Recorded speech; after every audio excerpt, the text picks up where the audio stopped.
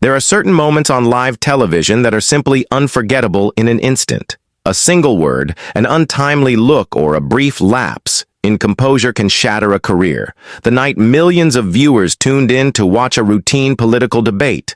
No. One could have predicted that a single misstep would destroy a well-respected TV host's career. This was the night James Callaway made a fatal mistake, one that would resonate far beyond the studio walls for years.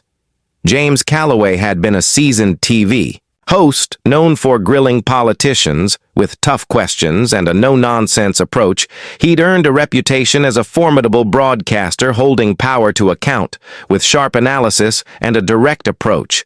But that night, sitting across from him, was none other than Caroline Leavitt, a rising star in conservative politics, a former White House press secretary, and a woman not easily intimidated by tough questions. The debate centered around a question that had been asked countless times before: is the media truly fair? On the surface, it seemed like a simple question, but as the debate unfolded, it became clear that this was no ordinary discussion. At first, the exchange between Callaway and Levitt appeared to follow the familiar back-and-forth rhythm of political debates, tough questions, sharp responses, but soon the conversation took a turn. Callaway, perhaps sensing the tension in the room, began pushing harder, his questions growing more aggressive. The tone of the debate shifted as he probed further, questioning the bias in the media, especially in relation to conservative viewpoints. Levitt, poised and confident, answered each question with precision, calmly dismantling Callaway's arguments. She articulated the growing distrust in mainstream media, acknowledging bias, but making a distinction between the openness of conservative outlets and the pretense of neutrality in mainstream media. The shift in tone was palpable. Callaway, while still holding his ground, was beginning to feel the pressure. The conversation was no longer about exchanging perspectives. It was a battle of ideologies, with both sides staking their claim as the conversation heated up. Callaway, perhaps in an attempt to regain control, delivered a comment that would prove to be his undoing. It was a careless remark, too simplistic, too dismissive. The words were out of his mouth before he could fully process their impact in that moment. The studio froze, the producers in the control room exchanged stunned glances, the viewers at home held their breath. But Caroline Levitt, she didn't flinch.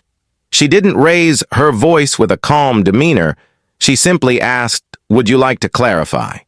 "What you mean?" It was that simple question that would change everything.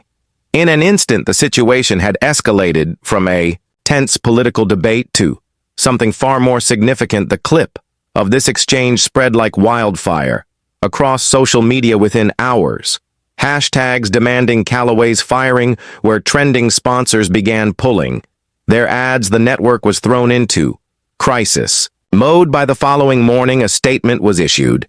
James Callaway was no longer employed by the network. The consequences of that one careless moment were irreversible. A decades-long career had been dismantled in an instant. But this wasn't just about one host losing his job. It was about something much larger: the power of media, the fine line between debate and personal attack, and the lasting consequences of a single unfiltered moment on live television.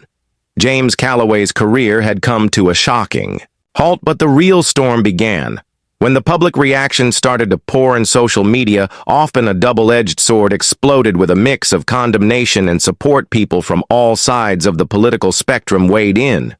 But one thing was clear: this moment had captured the public's attention. In a way, few events had. The clip of Callaway's fatal remark went viral, spreading like wildfire across platforms, sparking debates, memes, and hashtags. The fallout from the incident was swift. Calls for Callaway's dismissal began almost immediately, with public figures and commentators from all political backgrounds demanding accountability. What had started as a simple, heated exchange had now become a symbol of something larger: the fragility of reputations. In the age of social media, the hashtags #fire, Callaway, and #accountability now began trending, and within hours, the pressure on the network became untenable. It wasn't just a slip-up. It was a representation of a larger issue, the power and responsibility of those who shape the narrative in the media. Outlets picked up on this story, and what followed was an ever-ending cycle of news coverage. Each outlet adding fuel to the fire. News anchors, pundits, and even celebrities weighed in discussing whether Callaway had gone too far and whether such mistakes could be forgiven in an era where the public's attention span is fleeting, but their judgments are harsh. Some called for forgiveness, arguing that everyone makes mistakes, while others declared that such behavior could not be tolerated, especially from someone who had built a reputation on holding others accountable. But while the public debate raged on behind the scenes, the network executives were scrambling to figure out their next move. The controversy had escalated to a point where it was no longer about just one incident. It was about the brand, the integrity of the network, and their relationship with sponsors. The decision was made swiftly. James Callaway was out for Callaway. The aftermath of his fall from grace was nothing short of humbling. Gone were the days when he could walk into a room with confidence, commanding attention as the host of one of the most watched political debate shows. Now he was a former TV personality with a tarnished reputation, trying to pick up the pieces of his shattered career.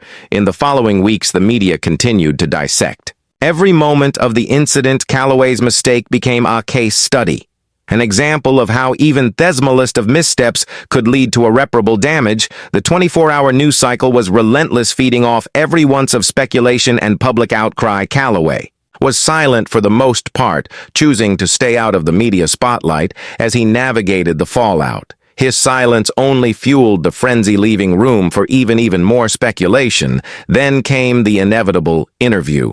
Callaway had been approached by a number of high-profile networks eager to get his side of the story. But he chose his words carefully. He admitted his mistake, expressing regret for the remark he had made and for how it had been perceived. It wasn't just a slip of the tongue, he explained. It was a lapse in judgment, and I've paid the price for that. Yet, despite his apology, the public remained divided. Some saw it as genuine remorse, while others felt it was nothing more than a PR move designed to salvage his reputation. In the weeks that followed, the media landscape shifted. Callaway's story, while still relevant, began to fade into the background as the next big news cycle took over. But for those who had witnessed the fall of a media giant, the lesson was clear. In a world where every action is under constant scrutiny, a single misstep could cost you everything.